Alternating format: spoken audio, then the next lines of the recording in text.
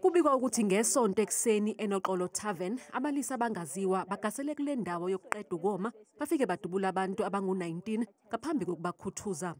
Omunye wabasinde kulesigameko uthi uye wenza sengathi ushonile ukuze asindise impilo yakhe.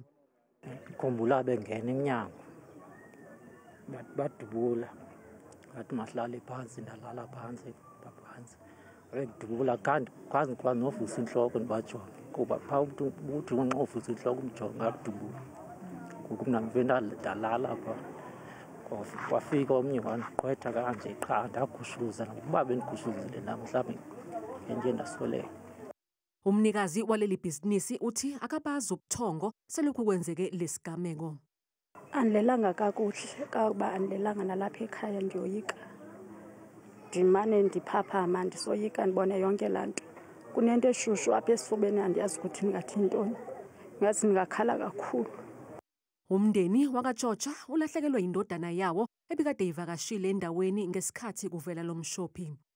Ndaza kuqhumeza ibhamu. Makuqhumeza ibhamu ndatsho lathi hayi laba bangenelwe esipotini babaqale baqhumise esitratini sami. Ndathi hayi siyadutshulwa. Salinda zaphela izibhamu ngo-1. Masiphuma nyani ngo-1 sithi siyafika abantu balele balimele sabe kuthathanyiswa nomntakasisi wami.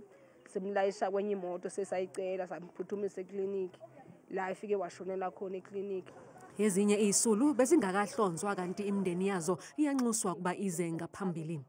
Kulaba abantu abangaka-identifywa and inamba yabo noma singekho sure kodwa ngiyacabangela mhlawumbe ukuthi u4-5 wabantu abasesekhona abangaka-identifywa. Sicela nje ukuthi abantu baphume bazo-identifya imindeni yabo. Into nje ongayidinga nje udinga nje i-ID yakho ukuthi uze uzozisho ukuthi ubani.